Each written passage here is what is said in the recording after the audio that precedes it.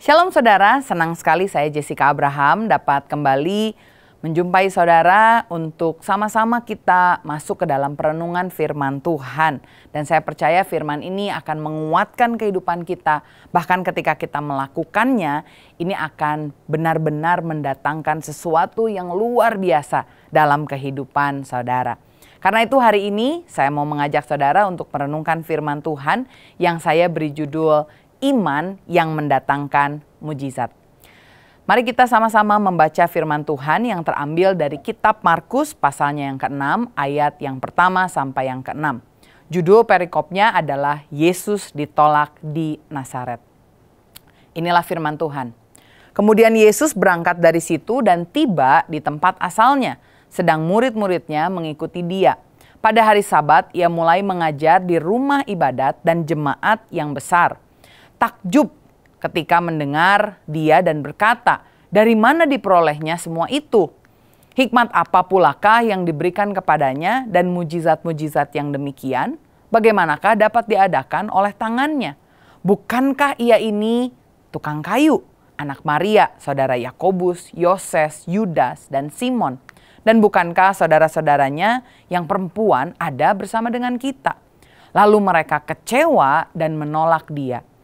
Maka Yesus berkata kepada mereka, seorang nabi dihormati di mana-mana kecuali di tempat asalnya sendiri, di antara kaum keluarganya dan di rumahnya. Ia tidak dapat mengadakan suatu mujizat pun di sana kecuali menyembuhkan beberapa orang sakit dengan meletakkan tangannya atas mereka. Ia merasa heran atas ketidakpercayaan mereka. Amin. Kalau hari ini saya tanya kepada saudara, apakah saudara percaya bahwa Tuhan Yesus adalah Tuhan yang berkuasa? Mungkin saudara menjawab ya dengan yakin. Kalau saya bertanya, apakah Yesus sanggup mengadakan mujizat? Tentu saja jawabannya. Dan memang benar sekali ini sesuai dengan apa yang dicatat di dalam Alkitab. Yaitu bahwa Yesus sangat dapat mengadakan mujizat.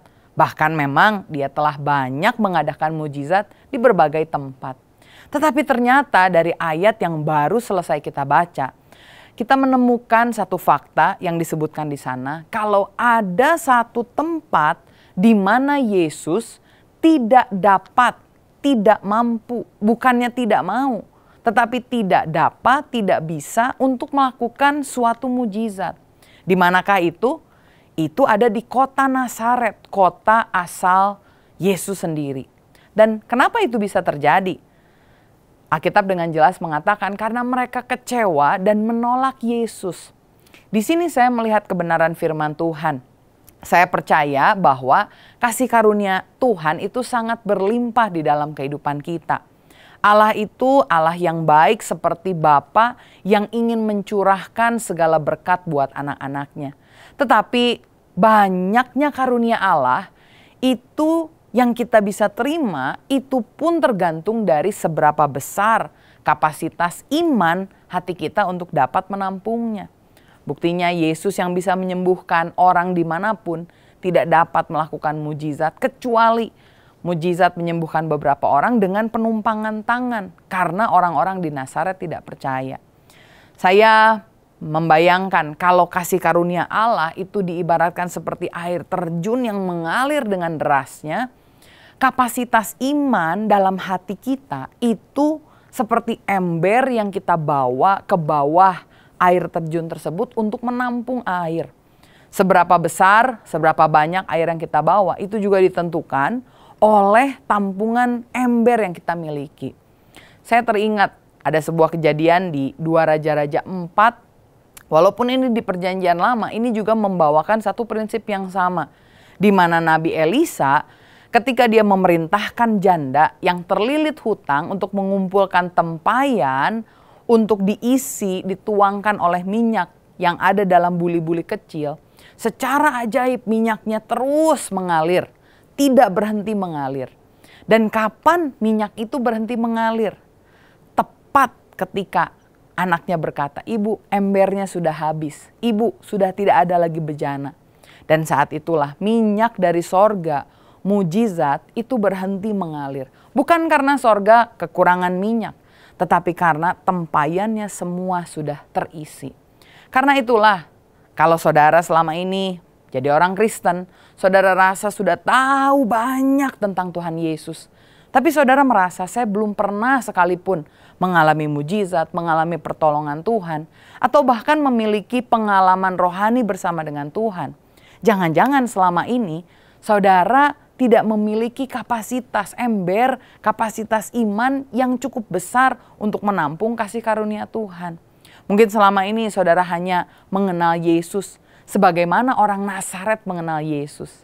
Artinya saudara belum benar-benar beriman, percaya pada ketuhanan Yesus.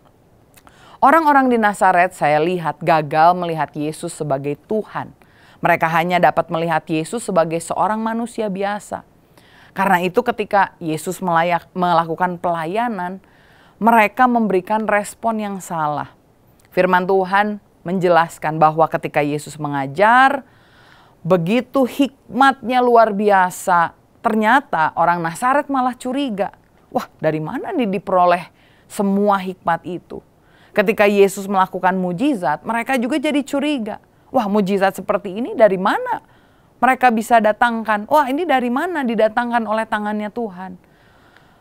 Mereka menganggap bahwa Yesus hanyalah anak tukang kayu, anak Maria. Bahkan mereka sebutkan saudara-saudaranya yang laki-laki, yang perempuan.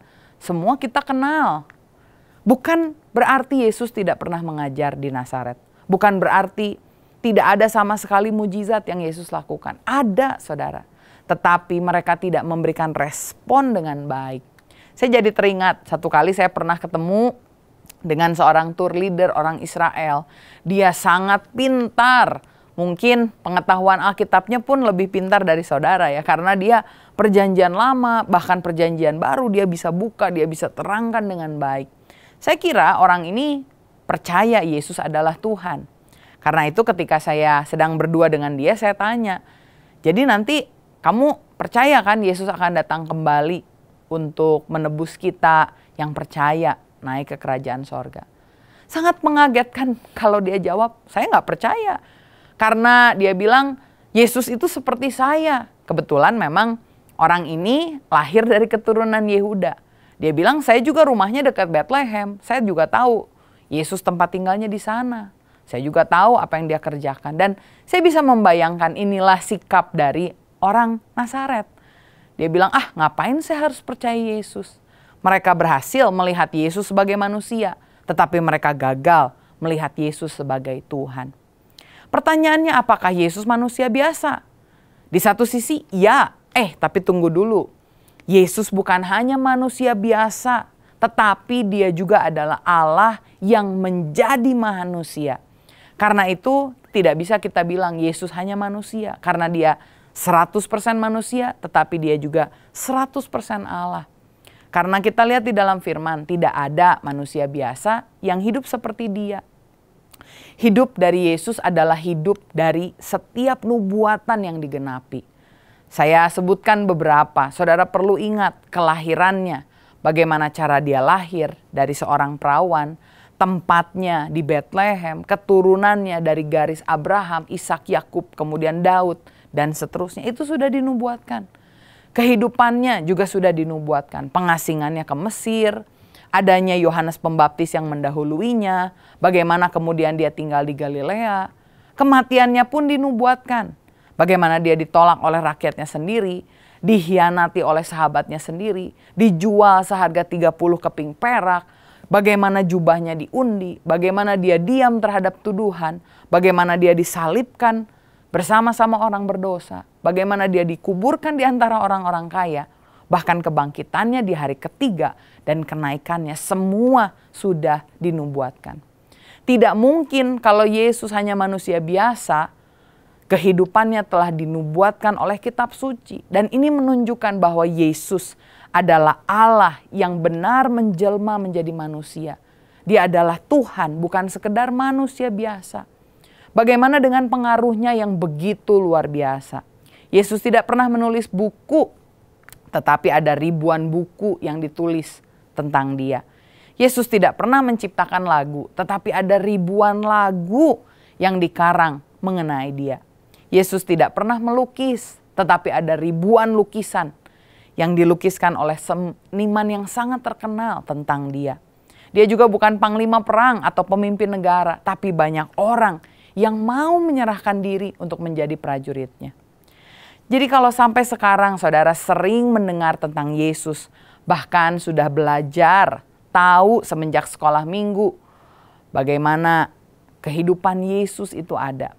Namun kalau saudara masih belum bisa melihat Yesus sebagai Tuhan, saya berdoa agar saudara tidak lagi mengeraskan hati, tetapi kita membuka hati, kita doa kepada Tuhan Yesus yang hidup, dan kita minta Roh Kudus untuk menolong setiap dari kita, menolong saudara untuk melihat bahwa Yesus adalah Tuhan. Karena itu adalah kunci di mana saudara akan mengalami pengalaman yang lebih dahsyat lagi di dalam Tuhan.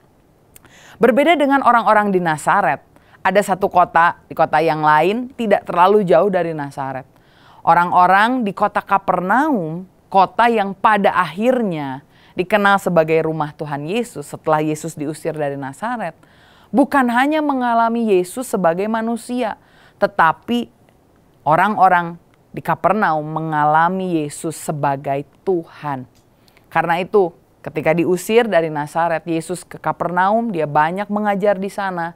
Dia banyak memanggil murid-muridnya di sana. Bahkan beberapa orang Kapernaum mengambil keputusan untuk menjadi murid-murid Tuhan Yesus. Misalkan ada Andreas, ada Simon Petrus. Dan kita tahu Simon Petrus menjadi murid yang dipakai Tuhan secara luar biasa menobatkan banyak orang. Yesus juga banyak sekali melakukan mujizat di Kapernaum. Misalnya, kita ingat ibu mertua Petrus sakit, Yesus yang sembuhkan. Ada seorang hamba dari panglima perang Romawi, itu juga disembuhkan di Kapernaum. Wanita yang sudah 12 tahun pendarahan, disembuhkan juga di Kapernaum. Ada seorang anak perempuan dari seorang kepala sinagog namanya Yairus. Dia bangkitkan dari kematian. Wow, luar biasa sekali. Di satu kota di Nazaret tidak banyak mujizat terjadi. Tapi di kota lain yang merespon Yesus, menerima Yesus, mengimani ketuhanan Yesus. Ada banyak hal yang terjadi di sana. Di sini saya melihat sekali lagi bahwa karya Yesus dalam hidup seseorang ternyata juga dipengaruhi oleh iman, oleh keterbukaan hati orang tersebut terhadap karyanya Yesus. Mereka yang membuka hati untuk Yesus, beriman kepada Yesus bukan hanya sebagai guru yang pintar, tetapi sebagai Tuhan, sebagai Allah, sebagai juru selamat. Mereka akan mengalami Dia. Luar biasa sekali saudara. Saya juga melihat ada beberapa hal yang terjadi dari mujizat yang Yesus lakukan di Kapernaum. Saya melihat ciri atau karakter dari iman yang pertama yang Yesus cari ada di dalam kitab Lukas pasal yang kelima ayat 17-18. Dikatakan oleh firman Tuhan, pada suatu hari ketika Yesus mengajar, ada beberapa orang Farisi dan ahli Taurat duduk mendengarkannya. Mereka datang dari semua desa di Galilea dan Yudea dan dari Yerusalem. Kuasa Tuhan menyertai dia sehingga ia dapat menyembuhkan orang sakit. Lalu datanglah beberapa orang mengusung seorang lumpuh di atas tempat tidur. Mereka berusaha membawa dia masuk dan meletakkannya di hadapan Yesus. Saya melihat ciri iman pertama yang Yesus lihat, yang Yesus cari adalah iman yang selalu berfokus kepada Yesus. Kita lihat orang-orang ini datang karena mereka mau ketemu dengan Yesus saja. Meskipun di tengah-tengah sana ada banyak orang yang hebat, orang yang terkenal. Di sana ada orang-orang Farisi, ahli-ahli Taurat yang pada zaman itu dilihat sebagai satu kedudukan yang sangat tinggi. Tetapi mereka datang tidak mencari orang-orang itu. Mereka hanya ingin bertemu dengan Yesus. Bahkan kitab Markus mencatat kejadian di mana tempat ini ada, itu bukan ada di dalam sinagog yang keren. Yesus tidak ada di tempat bait Allah yang megah, tetapi dia berada di dalam sebuah rumah yang sederhana. Jadi dari situ kita bisa melihat bahwa orang-orang ini datang bukan hanya untuk melihat megahnya sinagog. bukan hanya untuk bertemu dengan orang-orang terkenal, tetapi mereka hanya ingin bertemu dengan Yesus. Tahukah saudara bahwa Yesus hadir dalam persekutuan orang-orang percaya? Dan saya percaya ketika di dalam sebuah ibadah, ketika dalam perkumpulan 2 atau 3 orang bertemu dalam nama Yesus, Allah hadir. Maha kuasa, semua hadiratnya Dia berikan ketika orang-orang bertemu. Tetapi selama ini mungkin banyak dari kita yang hanya ingin datang, bertemu dalam ibadah, atau bersekutu dalam persekutuan kalau ada pendeta A atau B yang datang. Atau mungkin ketika ada kesaksian dari penyanyi A atau B. Atau mungkin kita bilang, oh gerejanya yang ini bagus, enak, nyaman. Jadi kita juga datang hanya karena gerejanya saja. Kalau masih demikian, saudara keliru. Kita harus fokus kepada Yesus. Jangan cari yang lain. Mereka sebagus apapun khotbahnya, sebagus apapun kesaksiannya, memang betul dapat memberkati kita. Tetapi mereka tidak dapat mengubahkan kehidupan kita. Karena hidup kita hanya bisa diubahkan oleh kehadiran Tuhan Yesus. Karena itu setiap kali saudara beribadah atau berkumpul atau berdoa, mari jangan cari-cari lagi yang lain. Tanya dulu pendetanya, penyanyinya, keadaan gerejanya. Tapi ketika kita datang bersehati di dalam iman, berfokus kepada Yesus, kita bilang, I just wanna see Jesus. Aku hanya ingin bertemu dengan Yesus. Tentu pengkhotbah yang baik, kesaksian yang luar biasa, tempat yang indah, tidak ada salahnya saudara. Tapi jangan sampai itu membuat kita, iman kita beralih daripada Yesus kepada orang-orang ini, kepada tempat-tempat ini. Karena mereka tidak bisa mengubahkan kita. Hanya iman yang berfokus kepada Yesus yang akan dapat mengubahkan kita. Iman berfokus kepada Yesus. Tetapi yang kedua saya lihat ciri dari iman yang Yesus cari dari orang yang datang untuk menerima kesembuhan itu adalah iman yang pantang menyerah. Lukas 5 ayat 19 berkata, karena mereka tidak dapat membawanya masuk, berhubung dengan banyaknya orang di situ, naiklah mereka ke atap rumah lalu membongkar atap itu dan menurunkan orang itu dengan tempat tidurnya ke tengah-tengah orang banyak tepat di depan Yesus.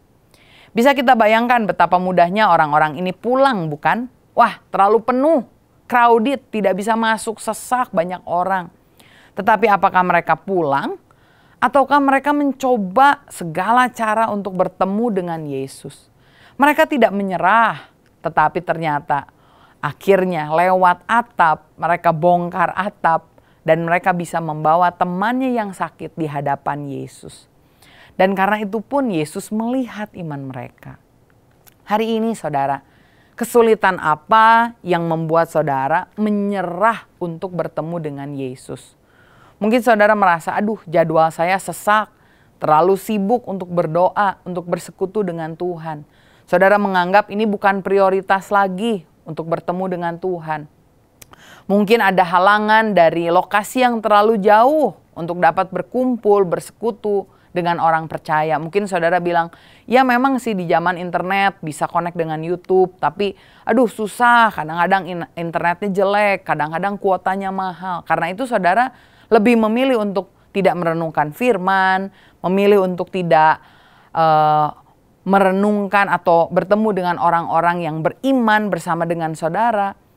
Dan kita bilang, aduh susah, semuanya susah. Mungkin keadaanmu yang menghalangi engkau untuk bertemu dengan Tuhan. Aduh ini baru cari kerjaan, saya lagi putus cinta, saya baru ngurusin anak, oh ini lagi musim hujan, dan banyak segala hal. Yang saudara bilang, saya sulit untuk berpikir tentang Tuhan. Saudara perlu sadar satu hal, bahwa iblis dan nafsu daging ini terus akan berusaha untuk menjauhkan saudara dari Tuhan. Karena itu milikilah semangat iman yang pantang menyerah. Walaupun kerasa susah, sulit untuk bertemu. Tapi percaya, kalau saudara bertemu Yesus, Tuhan, Juru Selamat kita, hidup saudara pasti berubah. Dan dengan pemikiran ini, saudara akan memprioritaskan untuk bertemu dengan Tuhan, untuk membangun imanmu, apapun rintangannya. Saya berdoa dengan kemauan untuk bertemu Tuhan, Tuhan akan mengaruniakan jalan untuk saudara bisa bertemu dengan Dia. Sama seperti orang-orang ini, dari pintu masuk mungkin tertahan, tapi masih ada atap yang terbuka. Kalau saudara mau, saya yakin Tuhan akan memampukan saudara. Kalau kita lihat tadi, iman yang berfokus kepada Kristus, iman yang pantang menyerah, itulah iman yang dicari oleh Tuhan Yesus. Dan saya melihat dari kisah ini, apakah yang dialami oleh orang yang memiliki iman seperti iman itu? Saya melihat yang pertama, Lukas 5 ayat 20 berkata, ketika Yesus melihat iman mereka, berkatalah Ia, "Hai saudara, dosamu diampuni." Hasil dari iman yang menyenangkan Tuhan sesuai dengan kehendak Tuhan, membuat dosa kita diampuni. Inilah mujizat terbesar dalam hidup kita, saudara. Karena hanya Yesus, Tuhan, yang dapat mengampuni dosa kita. Tidak ada orang lain. Karena Yesus sendiri berkata, Anak manusialah yang berkuasa untuk mengampuni. Ada orang yang beranggapan bahwa agama, membayar amal ibadah, melakukan doa-doa tertentu, beberapa kali putaran misalkan, atau berbuat baik, ini dapat membuat dosa kita dihapuskan. Padahal yang dapat mengampuni dosa itu bukan perbuatan kita, tetapi hanya Tuhan Yesus sendiri. Karena hutang dosa hanya dapat terhapus oleh darah Tuhan Yesus yang mahal. Dan pengorbanan dari darah ini hanya bisa kita terima dalam hidup kita dengan iman yang berfokus kepada Yesus sebagai Tuhan dan Juru Selamat kita. Kalau hari ini saudara merasa saudara kaya, punya banyak uang, saudara merasa baik, dan saudara merasa mampu sehingga saudara anggap, saya tidak perlu menerima pengampunan dari Tuhan. Ingat ini, upah dosa adalah maut. Saudara boleh punya segalanya, tetapi tanpa Tuhan Yesus, saudara tidak bisa mendapatkan kehidupan kekal. Karena itu milikilah iman yang berfokus kepada Kristus dan iman yang pantang menyerah untuk selalu bertemu Tuhan sehingga dosa kita bisa diampuni, hidup kita bisa disucikan. Tetapi saya melihat ternyata bukan hanya dosa kita yang diampuni, tetapi penyakit kita ketika kita beriman kepada Kristus dengan benar, iman yang pantang menyerah, ternyata sakit penyakit kita juga bisa disembuhkan. Lukas 5 ayat 24 sampai 25 berkata, Ia berkata kepada orang lumpuh itu, Kepadamu kukatakan, bangunlah, angkatlah tempat tidurmu, dan pulanglah ke rumahmu. Dan seketika itu juga ia bangun di depan mereka lalu mengangkat tempat tidurnya dan pulang ke rumahnya sambil memuliakan Allah. Sakit kita disembuhkan dan inilah kesaksian yang Alkitab berkali-kali tunjukkan. Hubungan antara pengampunan dosa dengan kesembuhan ilahi. Di kitab Kejadian kita melihat bagaimana semua yang Tuhan ciptakan itu baik. Sampai ketika dosa masuk barulah manusia mengalami kematian. Barulah semak belukar keluar di tengah-tengah pohon yang indah. Dan ini menunjukkan bahwa sebenarnya sakit penyakit tidak ada dalam blueprintnya Tuhan. Dari kitab Wahyu kita juga melihat bahwa sakit penyakit tidak ada dalam kekekalan di sorga. Karena itu saya percaya ketika Yesus menjadi Tuhan dan Raja atas hidup kita, kita hidup di dalam iman percaya, semua sakit penyakit kita akan disembuhkan. 1 Petrus 2 ayat 24 berkata, Ia sendiri telah memikul dosa kita di dalam tubuhnya di kayu salib, supaya kita yang telah mati terhadap dosa hidup untuk kebenaran. Oleh bilur-bilurnya kamu telah sembuh. Mungkin hari ini saudara sedang sakit lemah tubuh, percayalah bahwa segala penyakit itu sudah ditanggung di atas kayu salib oleh Tuhan Yesus. Yesus yang adalah Tuhan Allah yang telah mengorbankan dirinya, bukan hanya mengampuni dosa kita, tetapi Dia juga menyembuhkan penyakit kita. Jangan biarkan ada orang yang berkata, oh tidak mungkin Yesus menyembuhkan pada zaman ini. Tidak. Kita percaya Yesus tetap sama dulu, sekarang, dan selamanya. Kalau orang ini diampuni dosanya dan disembuhkan, percaya bahwa hari ini ketika saudara beriman, terima Yesus, saudara diampuni dosanya, dan saudara juga disembuhkan dari sakit penyakit. Tetapi ada hal yang ketiga yang saya juga lihat. Ternyata bukan hanya dosanya diampuni, sakitnya disembuhkan. Orang yang beriman fokus pada Kristus, iman yang pantang menyerah, menerima karunia Tuhan di mana hidupnya digunakan Tuhan untuk kemuliaan Tuhan. Karena di dalam Lukas 5 ayat 25 sampai 26 dikatakan, seketika itu juga bangunlah dia di depan mereka lalu mengangkat tempat tidurnya dan pulang ke rumahnya sambil memuliakan Allah.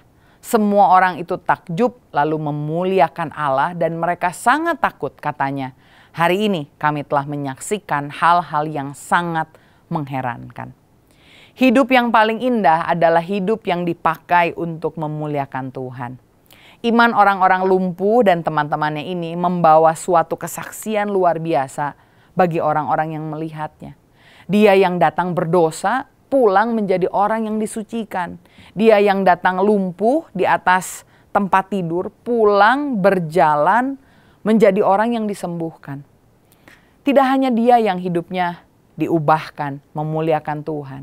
Teman-teman yang menggotongnya juga mengalami hal yang sama. Dan begitu pula orang-orang yang ada di sana. Mereka menjadi takjub dan memuliakan Tuhan.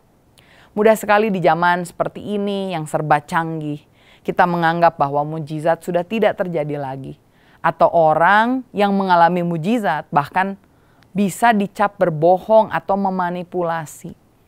Hati-hati saudara, bukankah itu respon dari orang-orang Nazaret? Apakah saudara bisa melihat ini? Maukah saudara memberikan respon seperti orang Kapernaum meresponi dengan iman bahwa Yesus adalah Tuhan dan Allah? Saya percaya ketika Yesus hadir di tengah-tengah kita ketika kita meneladani orang Kapernaum, tidak curiga atau bahkan menolak Yesus seperti orang Nazaret. Mungkin karena kita menganggap, oh ini tidak masuk akal. Tetapi kita membuka hati, menerima Yesus, memiliki iman teguh, fokus pada Yesus dan pantang menyerah. Saya percaya bukan hanya saudara akan mengalami Yesus di pikiran saja, tetapi di dalam pengalaman yang luar biasa, saudara akan melihat Yesus hidup sebagai Tuhan di dalam hidup kita. Di mana kita mengalami dosa kita diampuni, sakit kita disembuhkan, dan pada akhirnya kita akan melihat hidup kita dipakai untuk membawa kemuliaan bagi nama Tuhan. Amin. Saya mau berdoa buat saudara, biarkan firman yang disampaikan ini menjadi firman yang saudara juga lakukan dalam hidupmu. Sehingga kasih karunia Tuhan yang berlimpah, saudara bisa terima melalui iman percaya, teguh kepada Yesus, berfokus Yesus, dan pantang menyerah. Bapa, kami mengucap syukur buat hari ini, bagaimana kami diingatkan, kami tidak boleh sama menjadi orang-orang Nazaret, tetapi biarkan kami memiliki teladan seperti orang-orang di Kapernaum yang membuka hatinya terhadap Engkau. Bukan hanya melihat Engkau sebagai manusia biasa, sebagai guru yang berhikmat, tetapi terlebih melihat Engkau menjadi Tuhan di dalam kehidupan kami. Ampuni Tuhan kalau selama ini kami menganggap kami sudah tahu segalanya tentang Yesus hanya di pikiran saja. Tetapi biarkan kami mengalami Yesus di dalam hati kami. Sehingga benar kami mengalami pertobatan sejati, dosa kami diampuni.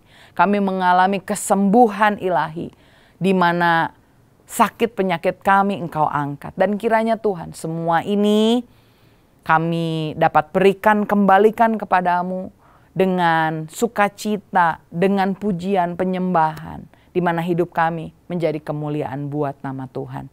Kau yang memberkati setiap anakmu yang mendengarkan dan merenungkan firman. Kalau ada yang sakit Engkau sembuhkan, kalau ada yang berbeban berat Engkau yang berikan kekuatan untuk dapat keluar dari masalahnya. Dan biarkan Bapa, apapun boleh terjadi, tapi kami percaya kasih karunia-Mu nyata. Dan iman kami mau bertumbuh terus sehingga kami mengalami Tuhan dalam hidup kami. Roh Kudus materaikan firman-Mu, hanya di dalam nama Tuhan Yesus Kristus kami berdoa dan mengucap syukur. Haleluya. Amin. Tuhan berkati, tetap semangat.